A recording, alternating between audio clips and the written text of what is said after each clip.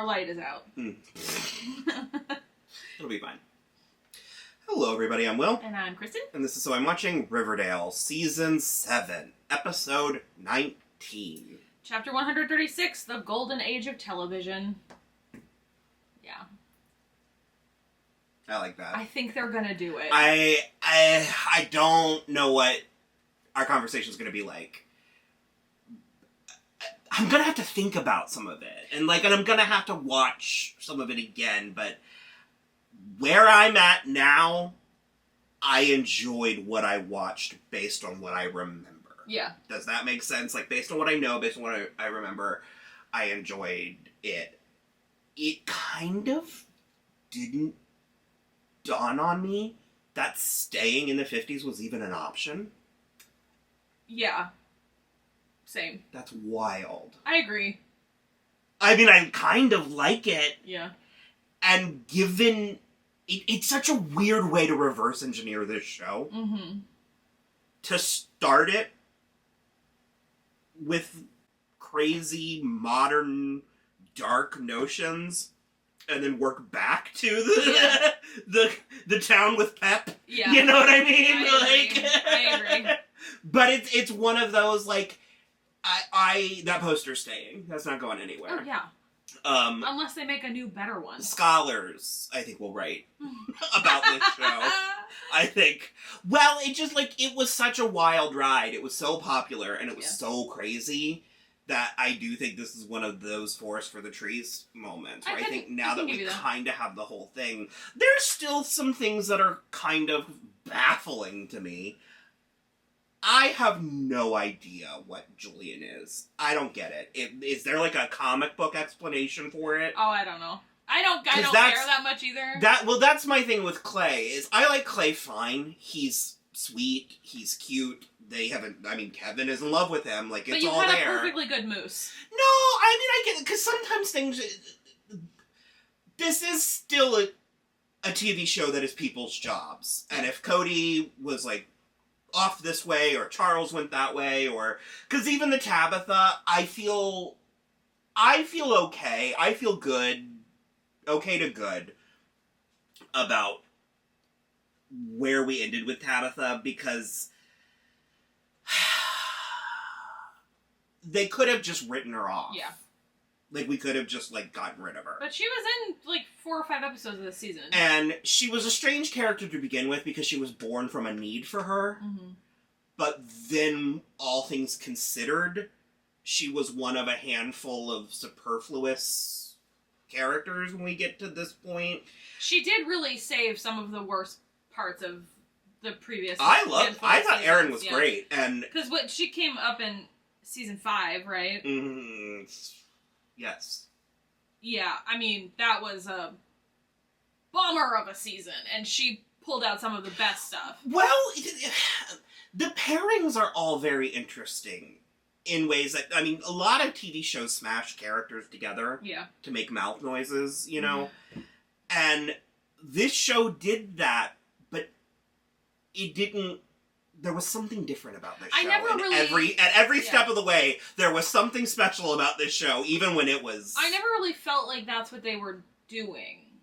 Even if they were, there always was at least an episode-based reason why, and it almost was like an animated sitcom in that way, where it's by the time the next episode happened, whoever was kissing in the previous episode, it meant nothing. Yeah, and it because this is a final season, that just that counts, that knowledge that this is the final season of a very popular, successful show. Yeah. And so they're trying to please everyone. And so it's so is Jughead with Betty? Is Jughead with Tabitha? Is Jughead with Veronica? Who is he with? And I think it's interesting that if ever... I think this is the closest that a show has come to having its cake and eating it too. Sure. This is the closest I've ever seen a show have it every way, always. And, I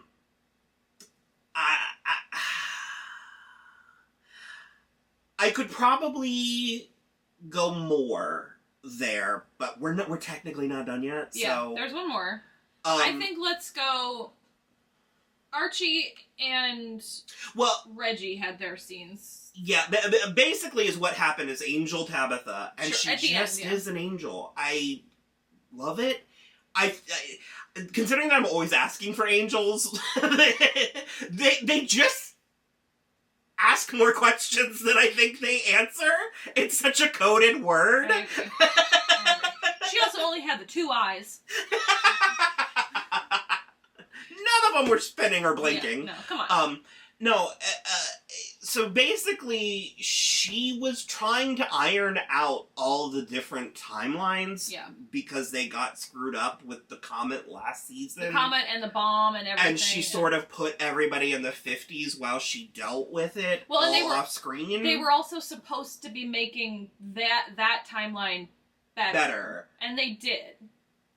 And so that's sort of the conclusion, is that she figured out all the rest of the timelines, and as such... Well, she didn't. She couldn't untangle them, so she wove them all together. Okay. Pulling energy from all of the other timelines to make the one in the 50s stable.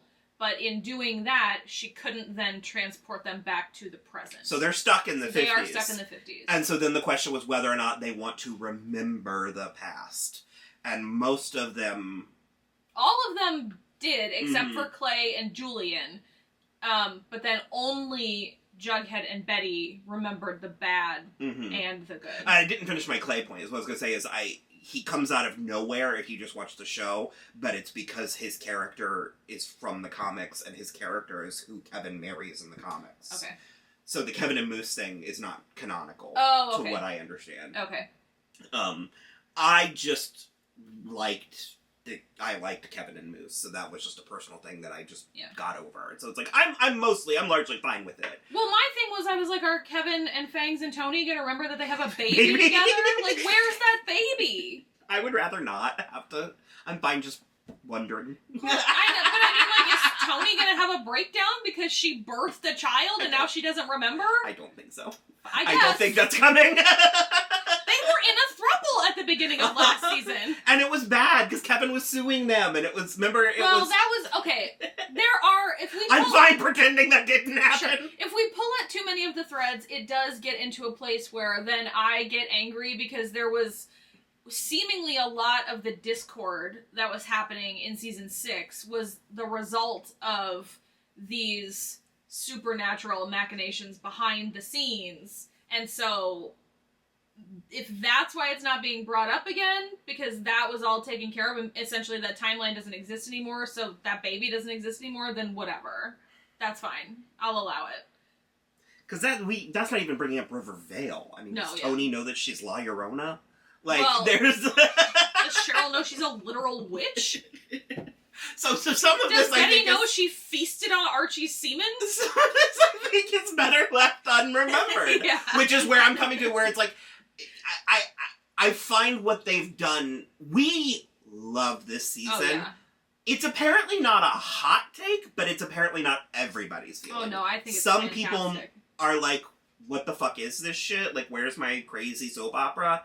And I like the crazy soap opera part, but I think the balance was off. I think we got too much crazy soap opera and not enough, what are we doing? What are we actually fighting for? What are we actually living for? And that's what I do like about this, because also that's only like the last 10 minutes that all of that stuff happened. The rest of the episode was actually like jam-packed full of stuff. Which is... Principal Featherhead resigned for personal reasons, and then Dr. Friedrich Werthers is going to work on the president's guide for propriety amongst teenagers or some bullshit. But not without one parting gift to Jughead. I'm so tired. We've been doing this for like 4 hours. Farting gift to Jughead. We've been going for 3 hours straight. Yeah, where they they rejected his most recent comic book because it was a black man and a white woman had a romance in it, and it's called The Comic, and it's based on a W.E.B. Du Bois short story. So, or maybe Du Bois. So basically, that I don't think we're going to see like any kind of end note on that, but like Veronica and Clay are working on a movie adaptation, and basically Mr. Fieldstone told Jughead to write the editorial they'll send out this issue of Pep Comics as the last one ever without the seal of approval, and it'll just go. And we did get a little thing of everybody in town kind of reading it, which they seem to be absorbing it nicely, I guess. So I really liked that as well. I just loved this show needed order. Yeah. Again, I like crazy, I like funny, I like wild, but it needed order. Well, that's the thing. I like it. It's more interesting. It's sort of just like the Hays Code, where I think things get more interesting when you do have to work within certain parameters, where it's like, that's how we got a lot of slang in the 40s and 50s, like, because they couldn't say certain things. I don't know. I find it more interesting. So while this hasn't been crazy soap opera salacious, it has been very interesting and still kind of whipping back and forth within the confines of this 1950s thing. Holy shit, I just remembered that Frank and Sheriff Keller are fucking on the down low. And Kevin found out. Oh, I was thinking about it the whole time. I gooped. Yeah. I did not see it coming. So much so that I was expecting Sierra McCoy. Yeah. I was expecting Robin Gibbons to watch out. You can watch our reaction live if you go to patreon.com/soimwatching and we watch along with our live reaction. Yeah. Wow. It's still... but we're also just not done yet, so there's part of me that I'm like, do I dig in now? Because I still sort of think the culmination... Let's dig in super hard next week. Okay, I think the culmination of Tom Keller's arc, if this was it, is mind-boggling. So totally mind-boggling. Mind-boggling. But it's mostly okay. Yeah, I'm fine. I'm fine with it. And I think Casey Cott played it because he knew something was up, and he just was like, huh. And I called it when he was moving. I didn't call the Frank half of it, although every attitude he had towards Archie the optics of it was reeking of internalized homophobia. But the Tom part, when he moved out of the house... You were like, you're gonna go shack up with Tom Keller? Well, not even that. When Tom moved out of the house... I was like, there's no excuse why right! I forgot! Yeah, I was like, there's no excuse why he's moving out of the house, Right, because we had Kevin's mother, Kevin that was so just weird! Wouldn't understand if it wasn't gay bones. Super I gay bones. forgot about that! Oh, you're so right, it was so there. But that was like 4 or 5 episodes ago, so I had time enough to forget, and be totally gagged by this as well. Well, so, okay, I'm still trying to finish making my initial point, but also, it seems like they're going to do a thing that I love, which is story lines are going to conclude, but they're not over. I get it. I get what you mean. Because Kevin understood what was happening, but they didn't actually resolve that plot. Yeah. It could come back up next week, we'll see. But even if it didn't, I'm okay saying goodbye to Kevin as he's trying to reckon with this information. 100%. It's something that I cite Ugly Betty for it a lot of times, is that Ugly Betty, when they did their series finale, no spoilers, seriously, everybody got like 75 or 90% of a happy ending. That's usually what I prefer. But it left something open to imagine the story is still going. And it seems like they're going to kind of do that. But when I was saying that the show needed structure, we've done so many different versions and so many different dynamics. I like that this season sort of like even the playing field and thought, okay, Betty, what are her arcs? What needs to be Archie and her mother? Yeah. You know what I mean? And Veronica. Yes. Actually, yes. And I loved Archie and Reggie's material. Oh, yeah. Because they finally let Reggie be Archie's best friend. Well, that for sure. Well, because they established Reggie as an antagonist. Yeah, but they finally let him be a character. They established him as an antagonist, and they kept telling us that he was Archie's friend, but we didn't see it. Yeah, never. And I never would have thought that the solution for... Well, actually, maybe I would have. I just don't know that... I didn't know it could work. That the solution for my issues with Jughead is just removing him. Yeah. That just make him have his own adventures. That he's a little bit of an omniscient narrator. Yeah. And I mean, he was in there, but it's like him and Betty aren't a thing. Yeah. Like, just flat out. And they acknowledged it after they all remembered everything, and after Veronica rightly called him out for not having prepared them well enough to watch This Is Your Life. Mm-hmm. But, and then, you know, Cheryl and Tony, I personally think they found a good balance with that. Because another thing with Tony, I know there are some people who still feel that, like, the characters of color got shortchanged.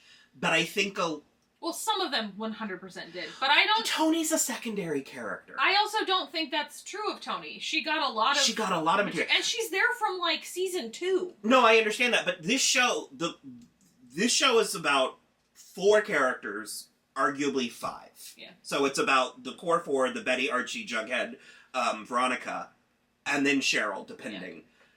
The rest of the characters are secondary or tertiary characters. And so it's just storytelling. It's just the way that you sort of bring a story together. And so characters like Tony and Kevin, who we don't think they've really treated properly over the entire arc, I am satisfied with how they treated them this season. And a lot of their material was front-loaded. Sure.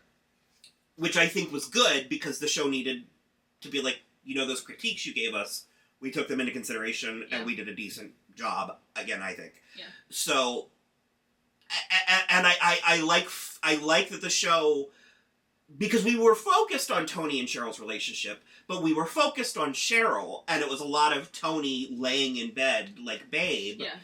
And I think Tony was very active this season. To sort of the way that we've distilled all the plot and characterization from the previous 6 seasons, and then refreshed it in this 7th season. I agree. That is also like, and just the juxtaposition of the back in time. That's really interesting, to say goodbye to people back in time. Yeah. Because a lot of times it's about going into the future. I don't know. I have a lot to think about. Yeah. With this show. Because I think this season, you can watch this season having not watched the first 5 or 6 seasons. Yeah, for sure. There will be a handful of things that you're like, I'm sorry, she's an angel? You know, they're just gonna be like, run that by me again, what? What's this bomb everyone's saying? But emotionally, I think this season, sort of stands on its own. Yeah. And that's just interesting. And my manifesto is coming, but it'll be later. I don't know. Am I making sense? You're making mostly sense. I get it. What other? Well, Alice and Betty. Well, Nana Rose was back. That's the most important part. And then Alice and Betty. I guess Hal's moving to the basement. But Alice still doesn't want to divorce him because she can't open a bank account, and she can't. That old thing. Yeah. So basically, they're on good terms. Betty and Alice are on great terms, good terms, and even better terms by the end of this episode, because it was just such a gentle performance from Mädchen. Both Mädchen. I have trouble with vowels. It's Mädchen. David Lynch calls her Magkiss. Oh well, yeah. I think it's cute. It is an A, but it has the 2 dots over the top of it, so it's an sound. Yeah. Regardless, gentle and. Yeah. And I think my favorite thing about her performance in this episode and about this culmination of this arc is how far she's come and how far she still has to go. Yeah, for sure. It was all there. Well, because that was the initial thing, is they went to Alice because Tony wanted the new principal to be the old principal. What's his name? Weatherby. And so he did get hired, and he's immediately making changes. He hired back Mrs. Thornton for English, and... The Miss Grundy is fascinating. Such a weird move. It's basically what they did, was they kind of just undid it. They kind of were like, we got a lot of flack for this trope, so we're just gonna run it through again and make different decisions. Yeah, I don't know. I might have just, not called attention back to it if it were me. I don't know. Yeah. That's part of I need to think about it, because it erases her being a predator, which, as I've mentioned before, was the part that I found subversive. Sure. The part that I did like about it the first way over. That it seemed it was because this sort of makes it seem like she is also, she just made a mistake. You know what I mean? Mm. Stay tuned for our Desperate Housewives coverage. Oh my There's a God. lot of overlap. Oh my It's God. coming soon. So soon. Like the week after next. Sleeping with 16-year-olds. But it was a strange choice. I think I liked it. That's where I'm at right now. Whatever. But I wanted to say that I think it's important that the Alice stuff, like, she didn't say this with her words with Betty with the book, but you get the sense that she was like, this was a lot of information to take in a short amount of time. Sure. I love you. We're going to work on it. Yeah. It is going to take some time. Well, I loved... And what is... That's apparent. No, for sure. My favorite part about it was she was very clearly put off by Betty in lingerie on the cover of the book. Fair. It's 1955. That's your 16-year-old daughter. I understand. But what Betty said was, I hope if you read it... Well, she was like, I hope that you'll be proud of me for writing a book, but at the very least, I want you to read it so you can get to know me better. And maybe if you get to know me better, I can also get to know you better. And so then, when she comes into Betty's bedroom in the middle of the night and wakes her up, she's like, you were right, I did get to know you better. And I think it also, what helped her is that it seemed, because I think it was, in addition to Betty writing a book, I think it was a collection of, like, the letters with Betty's advice, like she started it as. And so I think seeing that so many of the girls that wrote to Betty are having the same issues that not only Betty is having, but the same issues that Alice had when she was young.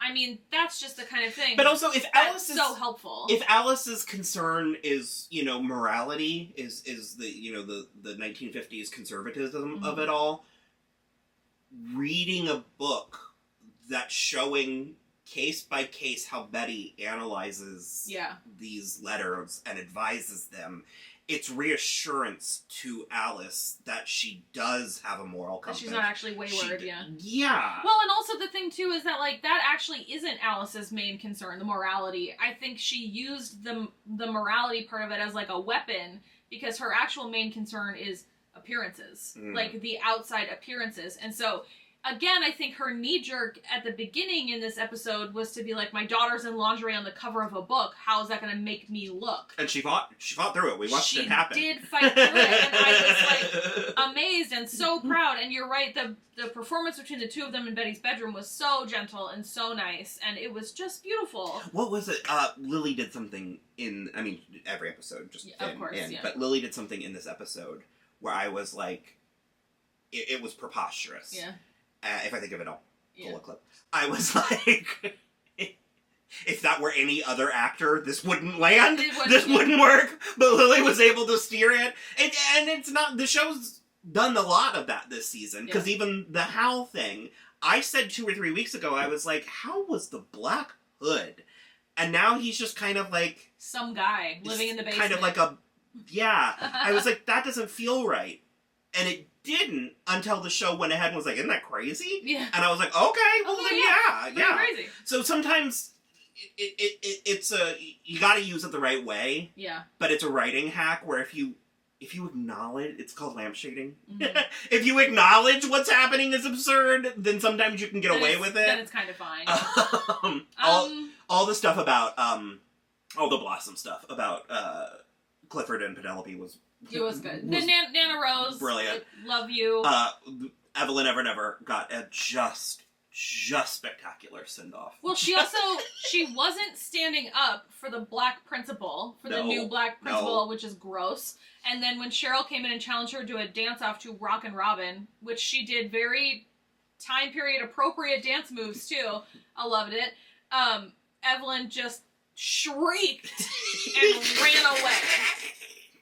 Incredible. Didn't see it coming. Incredible. Did not see it coming. And then I think the only other thing actually really of note is Archie and Reggie said they loved each other. And that's true, again. And Reggie was going to skip basketball camp because he got the dates mixed up and it was going to be right during the corn harvest, which he has to go to because he's the only one to help his parents. And it's where they make all of their money, like the most of their money for the year. And instead of hopping trains like a hobo, which is what Archie was planning to do for the summer, he is going to take up Reggie's spot at the Duck Creek Farm so that Reggie can go Brilliant. to Beautiful. basketball camp. I love it. I love it. And the whole time, he was like, this is what the beats are supposed to do about everything. This is going to make a good poem. About everything. And I love it. I Every can't single wait thing. to read it. Because he was like, I drew the short straw when Jughead was like telling them they could watch their like futures or whatever. And he was like, I figured at the very least I could get a good poem out of it. I've never been more I've endeared never to loved Archie. him more than right now. Also, I will go down with the ship. I'm going to fight. Well, I'll go down with the ship by not going down with the ship. I will fight. This is not queerbaiting. No, it's not queerbaiting. It's just because I want them to kiss on the mouth doesn't mean No. I think they're supposed to. There's going to be a lot of people who say it is, but I Go think... write a fan fiction. You'll be fine. I think I think that's the misunderstanding as to what queerbaiting is. And also, and that's not to say that there's not, like, gray areas or blurred lines or stuff. That's a bad phrase, but... You said it earlier, too. Did I really? When we were doing Desperate Housewives. Oh. I think male intimacy is just as important as male romance, queer visibility, and I think the no homoficationing of male friendships needs to be prioritized. I agree. I think I have never seen it done better than what they did. Because I feel similarly about platonic male-female straight male-female relationships, because there are so few. And there are people who are trying to romanticize the main relationship on the bear, and I find that notion so uncomfy, because I much prefer them as, like, working partners who just are, like, on the same wavelength. I just think it makes so much more sense, and I don't think everything needs a romance. Like, every single piece of media doesn't need a romance. Mm-hmm. I don't feel that way about Riverdale. I feel like it needs romance. But I'm just saying, like, not everything needs a romance, and you don't have to... Or not every relationship needs to be a romance. And I mean, like, I'm not here to, like, yuck your yums or anything like that. Like, ship what you want to ship, but, like, I don't like the insisting upon it in public spaces. Like, go make your fan art and make your stuff, but... Well, I mean, weird. I think that having conversations is good and fair and fine. Yeah, but and that's why I preface things But they're with, very smug about it, where they're like, you're obviously missing all of the signs. And that's where I preface things where I'm like, this is what I was getting. Yeah. Like, this is how I feel about what I watched. Yeah. And that includes what I remember and what I don't. You know what I mean? Like, and so my point is, and even because Betty and Veronica did kiss, but intimacy is different. Yeah. For men and women sometimes, and especially if they're in a 50s milieu. Yeah. Also, Betty still hasn't gotten dick down. And also, I mean, I kind of... I think Betty might be a little bit bisexual. Yeah. And or Veronica in a way that... 100% bisexual. Because also don't forget, I mean, Reggie kissed things and went home with him. You know what I mean? Like, nothing came of it. But, I mean, Reggie looked down the barrel of the gun. You know, like, he stared the beast in the eyes. Kevin and Archie have kissed twice. We watched multiple times, yeah. So, I think it's there. I think it's represented, and I think it's all things considered, I think the show has done a good job, if not great job. Plus, there are two main queer relationships on the show. Mm-hmm. Like, Kevin and someone, and then Tony and Cheryl have been, like, love for the ages for this TV show, so. We'll see, because there is one more episode, There sure is. Well, we'll go ahead and stop there. If we forgot anything, I'm sure you'll let us know, and if it's important enough, we'll hit it next week. Yep.